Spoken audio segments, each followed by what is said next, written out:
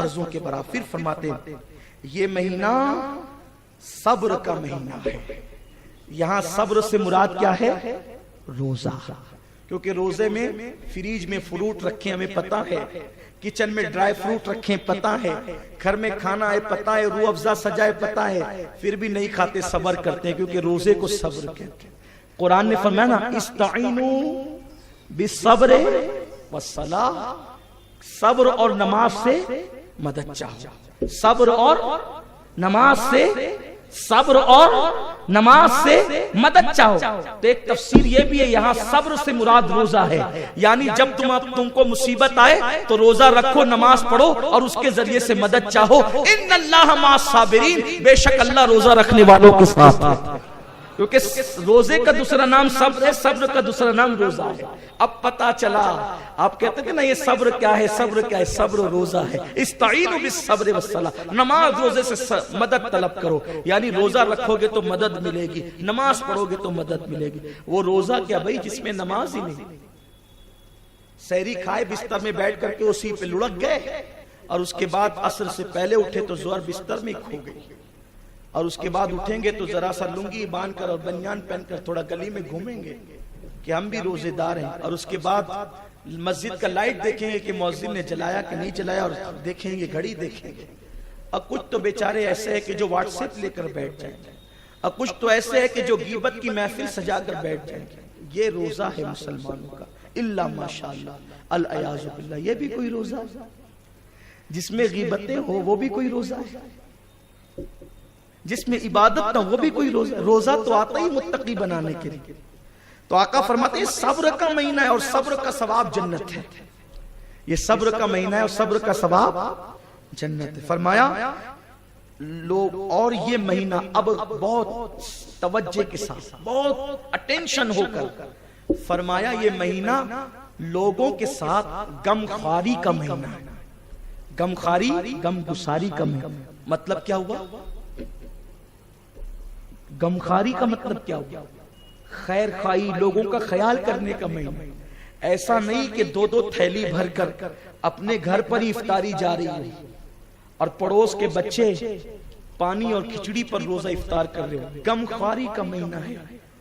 اور آپ جانتے ہیں کہ اس مہینے میں غمخواری کی جاتی ہے. حضور صلی اللہ علیہ وسلم کے بارے میں اماں عائشہ صدیقہ فرماتی ہیں کہ حضور علیہ السلام تو بڑے سخی تھے نا.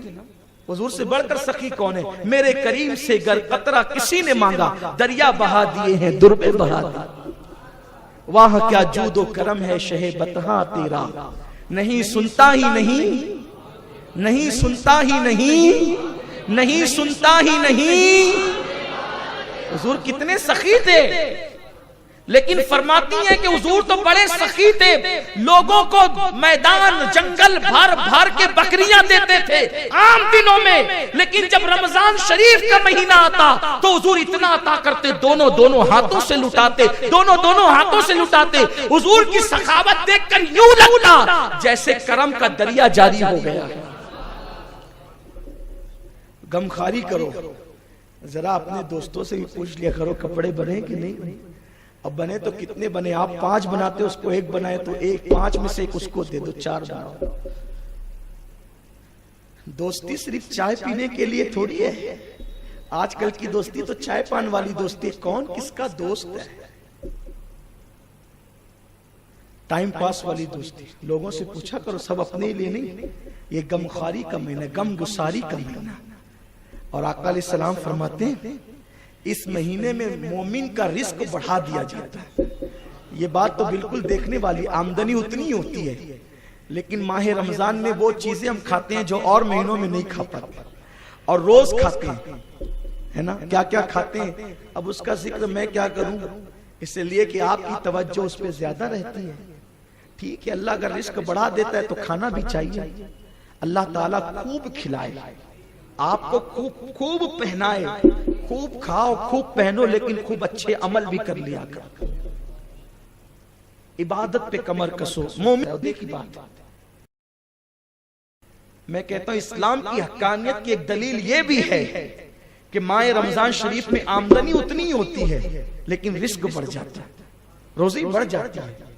آتا اتنا ہی ہے لیکن خرچہ کتنا ہوتا ہے بعد میں کاؤنٹ کرو تو پتا چلتا ہے ارے جتنا آیا تھا اس سے زیادہ گیا ہے. کہاں سے آتا ہے؟ اللہ دیتا ہے. آقا فرماتے ہیں جو اس مہینے میں کسی کا روزہ افطار کرائے اللہ اس کے گناہ معاف کر دیتا ہے. اسی پہ بس نہیں فرمایا اور اس کی گردن آگ سے آزاد کر دی جاتی ہے اور اس کو بھی اسی قدر ثواب ملتا ہے. اس کو بھی روزہ رکھنے والے کے برابر ثواب ملتا ہے اور اس روزے دار کے روزے میں کوئی کمی نہیں ہوتی ثواب میں. کچھ لوگ اس نیت سے بھی کسی کی دعوت میں روزہ افطار کرنے نہیں جاتے کہ لوگ سوچتے ہیں یار اگر ہم روزہ افطار کر لیں گے اس کا کھا کر تو اس کو سارا ثواب مل جائے گا ہمیں نہیں ملے گا. ایسا نہیں ہے. آپ نے افطاری کرو گے تو اس کو بھی ملے گا آپ کو بھی ملے گا اور آپ کے ثواب میں کوئی کمی نہیں ہوگی. اب یہاں پر ایک مفکر کی بڑی پیاری بات یاد آتی. فرمایا کہ اگر ایک بندہ چاہے تو ایک ایک دن میں 50 روزے رکھ سکتا ہے. کتنے روزے؟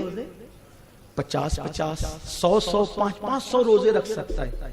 حیرت ہے بندہ تو ایک ہی روزہ رکھ سکتا ہے ایک دن میں 50 کیسے رکھے گا؟ طریقہ یہ ہے ایک تم رکھو گے 50 کو افطار کرا دو تو تمہارے نامہ اعمال میں 50 رمضان شریف کے روزوں کا ثواب لکھ دیا جائے.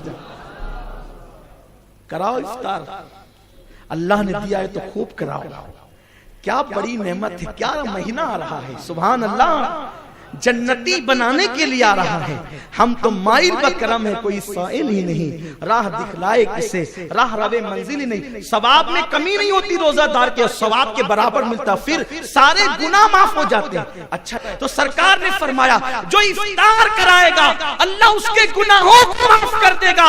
حضور آپ کے کرم سے امید ہے وہ تو نہایت سستا سودا بیچ رہے ہیں جنت کا. ہم مفلس کیا مول چکائیں اپنا ہاتھ ہی خالی ہے. حضور نے کہہ دیا گناہ معاف ہوتے. حضور ہمیں یقین ہے صغیرہ بھی معاف ہوتی اور کبیرہ بھی معاف ہوتے اور اس کے کرم کے آگے صغیرہ کیا ہے اور کبیرہ کیا ہے.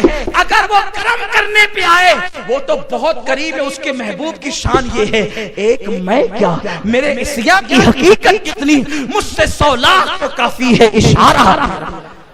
وہ اشارہ کر دے تو 100 لاکھ بخشے جائیں اور وہ فرما دے کہ روزے افطار کرانے والے کی کہ گناہ معاف. چاہتے ہو گناہ معاف کروانا تو ذرا 2 4 کو گھر بلا لیا کرو. پورا مہینہ غم گساری کر. دوستوں کو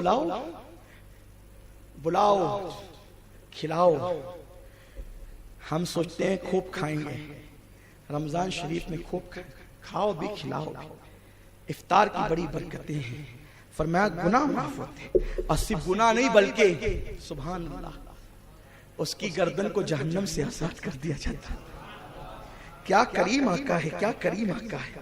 وہ تو ہے سستا سودا بیچ رہے ہیں جنت کا. ہم مفلس کیا مول چکائیں اپنا ہاتھ ہی خالی. نہ روزے دار کے ثواب میں کمی آئے گی گناہ معاف بھی ہو جائیں گے جہنم سے آزادی ملے گی. صحابہ تو لالچی تھے نا عمل کے معاملے میں. دولت کے نہیں شہرت کے نہیں عمل کی. ان کی شہرت تو لا مکان تک تھی. ذکر ہوتے تھے لا مکان پر. میرے محبوب کے یار ایسے ترا عمرک ان سجدا ان کا ذکر یوں کیا جاتا. معه اشداء علی الکفار ان کا ذکر کیا جاتا. ان کے تذکرے ہوتے خدا کرتا ہے ان کا تذکرہ قرآن میں توریت میں انجیل میں.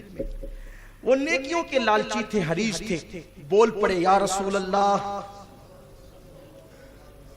یا رسول اللہ صلی اللہ علیہ وسلم. ہم میں یہ طاقت کہاں ہے کہ کسی کو روزہ افطار کریں کیونکہ وہ تو پیٹ پہ پتھر باندھنے والے لوگ تھے نا.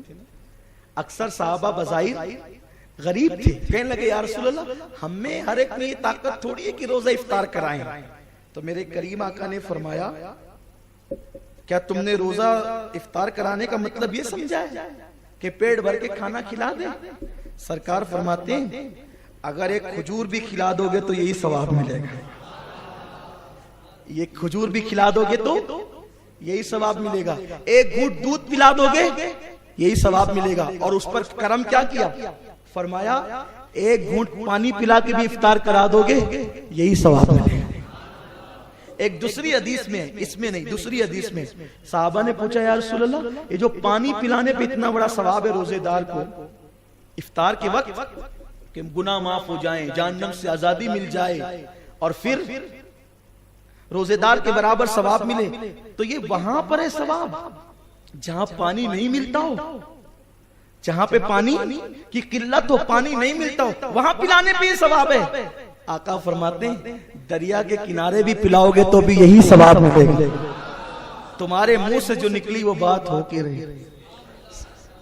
ہمارے بچپنے میں ہم یہ دیکھتے تھے کہ جب گھر میں فروٹ آتے تھے، اس وقت مالیگاؤں بہت مالدار نہیں تھا، وہ اندھیرا ہی بھلا تھا کہ قدم راہ پہ تھے، روشنی لائی ہے منزل سے بہت دور مجھے۔ اکثر لوگوں کی آمدنی 300-350 روپے ہفتے ہوتی تھی، لوم چلانے والوں کو 250-300 روپے وہ لوگ کماتے تھے، ایسا ہم بچپن میں سنتے تھے۔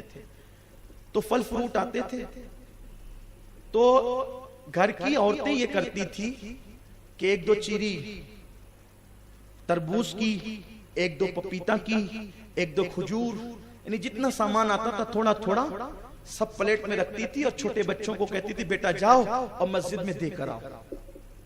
اور جو بیچارے غریب لوگ ہوتے تھے اور بھی نچلی سطح کے، وہ مسجد میں آ جاتے تھے، چونکہ ہر آدمی اتنا مالدار نہیں تھا کہ وہ اتنا بوجھ اٹھا سکے، تو وہ عورتوں کا سب مؤذن صاحب جمع کرتے تھے، اور بھی جو بڑے بوڑھے ہوتے تھے، اور پھر اس کے بعد دسترخوان لگتا تھا اور اس کو تقسیم کیا جاتا تھا۔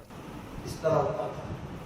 اب پتہ نہیں کہ وہ ماحول رہا کہ نہیں رہا، لیکن مجھے ایسا لگتا ہے کہ وہ ماحول 90% ختم ہو گیا ہے۔ اب تو گھر میں جتنی افطاری آتی ہے فریج میں رکھ رکھ کے خود کھاتے ہیں، افطار کا سحری میں کھاتے ہیں۔ اتنا ہرس ہے کھانے کی، اتنی ہرس ہے خدا کی قسم، ایسا لگتا ہے جیسے ہم خود کھانے کے لیے پیدا ہوئے، کھلانا تو ایسا لگتا ہے کہ وہ نہیں۔ اللہ اکبر۔ اور یاد رکھنا خود کھاؤ گے تو بدبو بنے گی، دوسروں کو کھلاؤ گے تو جنت میں جانے کا سبب بنے گا۔ اگر مناسب سمجھے تو یہ ارادہ کر لیں، آج رمضان شریف کے کتنے روزے ہوں گے؟ 29 یا 30۔ ہر دن اگر آپ نے ایک بندے کو بھی افطار کرائی نا تو گویا کہ آپ نے 30 کو افطار کرائی۔